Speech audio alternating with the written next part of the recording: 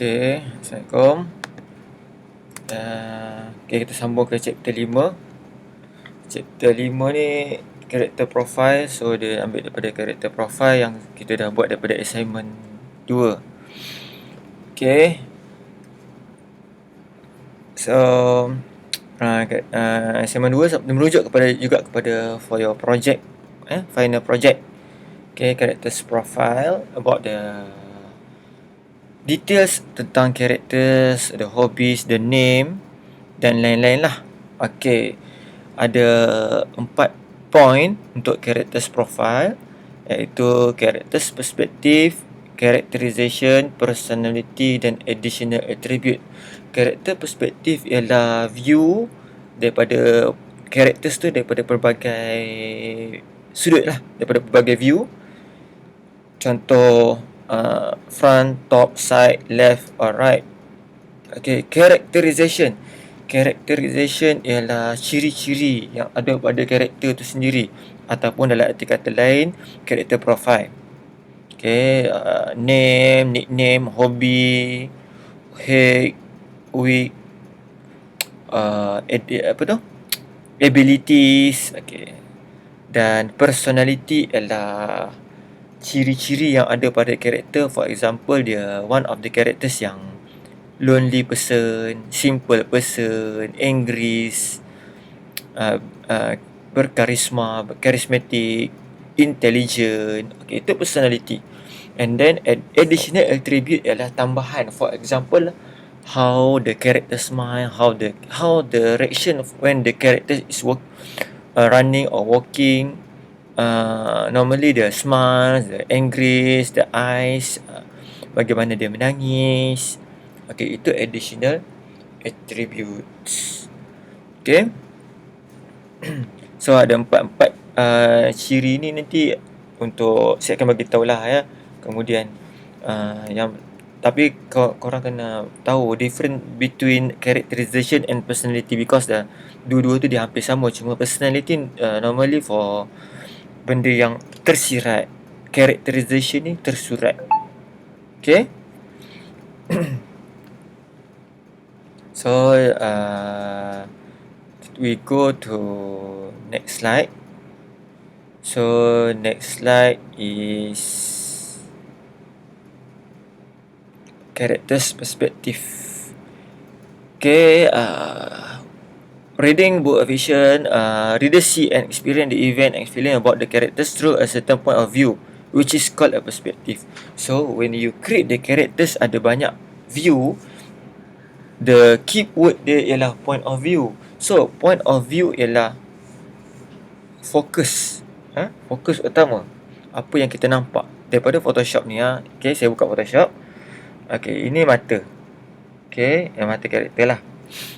So dia automatic bila when they create the characters, and the point of view dia ialah mata. Okay, mata tu ialah point of view. That's why mata tu yang paling penting bila kita create character yang berwarna lah. Ya, yang black and white normally dia tak kuat lagi. But when they using the coloured for the characters, the point of view ialah mata. Okay, the other example is when you don't have a characters but using the font atau typo, you just using the type and then the title and then the model kat belakang. So the key point ataupun point of view ialah title tu, sebab dia yang paling utama, dia yang paling fokus kat depan. Okay, contoh yang lain pula.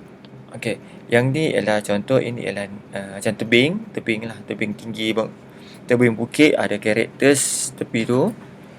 So characters kat tepi tu dia bukan point of view.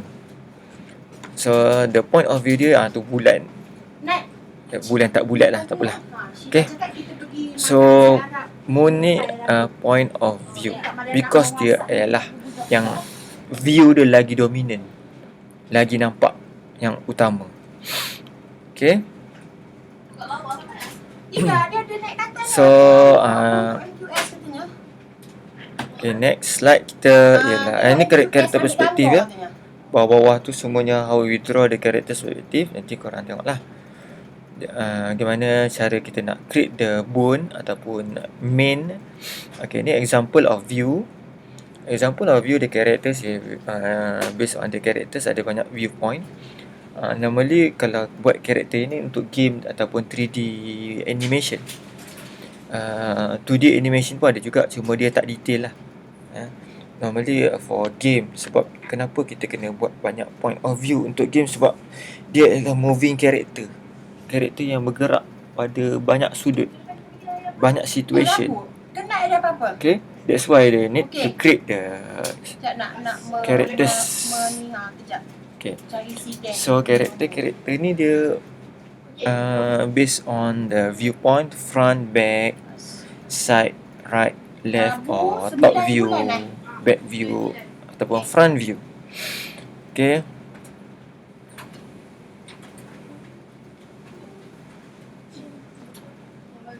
okay, kita give next slide ialah function. Function of perspective. Normally when they create the function, we create the perspective tu, sebenarnya kita nak create the voice for the character ataupun reaction for the character. Okay, dah ada characters yang perfect, banyak viewpoint, so we can create how the characters will smile. Okay, when they walking, how they smile. Itu yang perspektif. Tujuan perspektif tu kita nak cipta dia punya voice ataupun dialog berdasarkan reaction muka. Okay. So dialog ni memanglah banyak function, banyak leceh sikit lah. Okay, and then next, itu characterization. Karakter tu ialah watak. Characterization ialah ciri-ciri pada watak tu, pada karakter tu. Okay, macam ni lah. Ini yang kita cakap, berat dia berapa, tinggi dia berapa. Okay, itu characterization.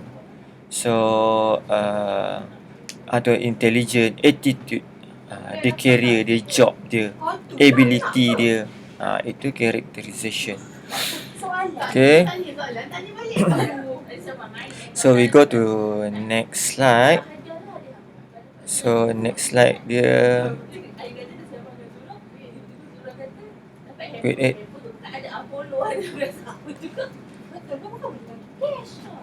Okay, semua okay. Characterization dia jangan tertukar dengan characters profile tau.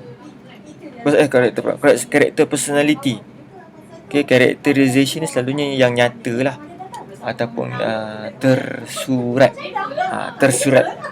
apa yang kita nampak. Okay, ini characters viewpoint. Game, animation memang banyak buat yang ni.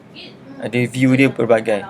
Okay, reason they create the characters because they want to create the reaction, laugh, moving, funny characters.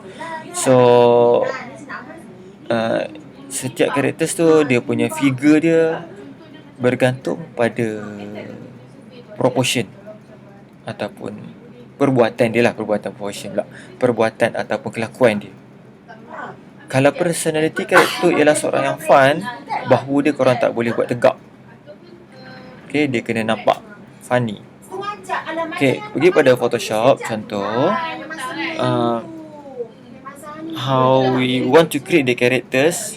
Okay, ni example satu karakter, kepala kita buat ini biasa lah. Okay, ini profile.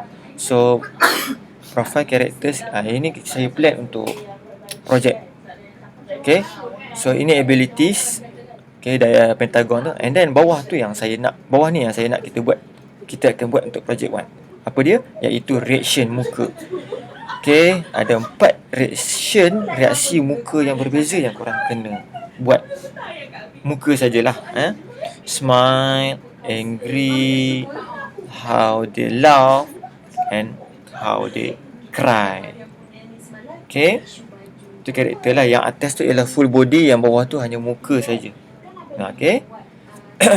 So project characters, yang ni lah, ini idea kita nantilah. Nanti saya akan bagi template, nanti korang follow je. Cuma karakter tu korang kena create your own characters. Okay, So kelebihan, kenapa kita kena buat character development? Because kita nak cipta satu karakter yang penting, yang ada point of view, yang ada boleh apply from various situation. Okay, for example, banyak kita boleh sumbat dia dekat game, kita boleh masukkan dia dalam animation, ataupun kalau genre game kita boleh masukkan banyak jenis viewpoint. That's why kita character development ni penting, sebab kita nak masukkan karakter tu pada banyak version, banyak tempat yang kita boleh sumbat. Okay, ada yang kita nak masuk ini 3D, kita jadikan dia 2D. Okay, so okay, kita masuk personality. Personality ni tersirat, iaitu benda yang tersirat, yang benda kita memang dah ada. Contoh karakter tu ialah seorang yang pemarah. Itu personality. Berkarisma, seorang yang sayangkan keluarga. Itu personality. So personality manusia, karakter tak ada masalah. The problem is when you create the animal's character. Okay, nak create personality karakter animal, dia tak ada dialog, dia hanya bergantung pada perbuatan. Okay, kalau satu tulang pula, yang satu garisan ni dia merujuk kepada tulang belakang. Tu tulang belakang. Okay, perut, ni dia punya belakang ni, kepala dia. Ini basic design for character. Karakter binatang. Sebab binatang pun saya tak pandai, tak berapa. So tapi ni asas lah. Ni kaki. On the spot lah ni, saya pun tak tahu lah ini lembu ke anjing ke. Okay. Alright, so ni kepala dia lah. So itu ialah bone. Okay, semua manusia ataupun binatang ke alien ke pun, memang itu ialah main dia. Tulang dia wajib ada. Tarik je, tak kira buruk ke betul, korang tarik je dulu. Okay, itu ialah asas paling utama.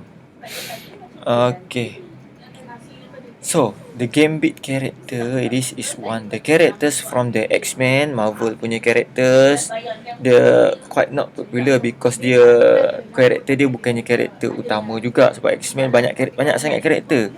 Dia sub karakter, dia pembantu, banyak kepada pembantu lah. And then the powers is telekinetic. Okay, dia can control the powers using the mata dia tu untuk control dia. So dia using the card. Okay, so card yang dia guna tu untuk ni lah, sebagai perkembangan jalan cerita.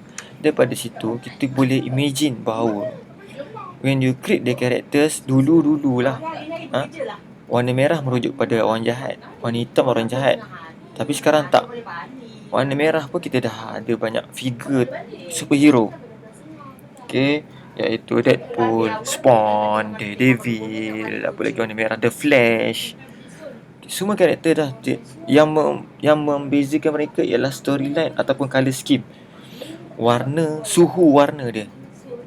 Okay, contoh warna merah untuk karakter jahat, warna dia mungkin suram sikit. Warna merah untuk karakter baik, warna merah dia mungkin terang sikit. Itu ialah colour scheme kita panggil. Loki karakter tu pun korang tengok, dia dark situation, dia jahat, nakal. Tapi dia bukan terlalu jahat. That's why dia tak buat dia punya prop dia warna gelap. Dia buat warna emas, hijau dan lain-lain. Okay, so Ultron dan lain-lain lah. Ultron pun sama, dia situasi dia, warna karakter tu warna silver, tapi situasi warna tu ke tempat dia duduk semua gelap. Betul tak? Okay, itu Marvel. Itu karakter tadi. Ini DC pula. Kita ambil satu contoh lah. Saya ambil satu contoh. Di profile untuk karakter DC, ada Joker lah. Kita ambil Joker. Okay, mastermind. Okay, keyword dia mastermind, extreme intelligent, terlalu bijak, sadistic, sadis, ganas, jahat, but ada sense of humor. Okay, tak ada superpower, tak ada apa-apa kuasa, tapi dia guna senjata dan gila. Tapi dia berkarisma ataupun charismatic personality. Okay, charismatic ni maksudnya dia bergaya lah, ada gaya dia sendiri. Okay, that's why dia pakai coat, dia smart, bersikat. Itu kita panggil berkarisma ataupun charismatic. Alright, so ni characters. And then the last is additional attributes. Additional attributes saya pergi terus ke bawah. Dia ada 3 point. Age, mood dan behavior pattern. Age ialah umur. Kalau karakter tu umur 20-an, macam mana 20-an punya karakter, umur dia cantik, figure dia cantik, bahu dia tak jatuh, dia ngam-ngam, nampak leher, rambut dia kemas. Masuk umur 30, kita macam mana kita nak timbulkan sesuatu kat atas muka dia? Kita letak garisan. Okay, tiba-tiba dia dah meningkat umur 40. Jadi mungkin tambah warna rambut warna putih. Figure dia mungkin kita buat bongkok sikit. 50, 60 dan seterusnya. So figure dia akan sentiasa berubah bergantung pada situasi dan jalan cerita lah. Tapi dia mempengaruhi figure. Okay, bone yang belakang tu, tulang belakang itu kamu tengok perubahan pada setiap bentuk, pada setiap karakter, pada setiap umur yang berbeza. Mood pun sama, behavior pattern pun sama. Kalau sedih, mood umur 30-an lain, umur 40-an lain. Behavior pattern ialah how they smile, excited, evil or sad situation. Okay, kalau characters, okay, saya tunjuk satu. Okay, characters developing. Saya lupa saya nak bagi tahu, when you create the characters, garisan utama tu kamu kena lukis dulu sebelum dapat garisan utama. Lukis je orang lidi kat bawah. Okay, dapat figure. Kita bukan nak lukis betul, kita nak lukis bentuk dia sebenarnya. Bentuk tu yang susah. Okay, so bila dah dapat figure point kat situ, and then we create the characters yang ada main bone. Okay, itu tulang utama, badan, pinggul dan kepala atas tu lah. Okay, ni kaki. Okay. Alright, so ini kita ini lakaran lagi. So kita nampak step dia banyak step bila kita nak create karakter yang ada figure, proportion ataupun posing, pose. So untuk create karakter bone ni, korang yang penting bawah tu buat je orang lidi dulu. Itu sebagai rujukan, nanti padamlah kemudian orang lidi bawah tu. Okay, itu rujukan korang. Sebab kita nak tengok position yang kita nak, senang rujukan dia. Okay, curve bone jangan lupa, tak boleh buat dua. Ada dua curve, dia kena satu saja. Okay, so curve 1, 2 ni salah, nanti pun salah. Kita satu, tak kira lah melentang ke menegak, tapi dia satu saja. Okay, so habis setakat ni semua okay? Alright, so sekian, terima kasih semua. Assalamualaikum.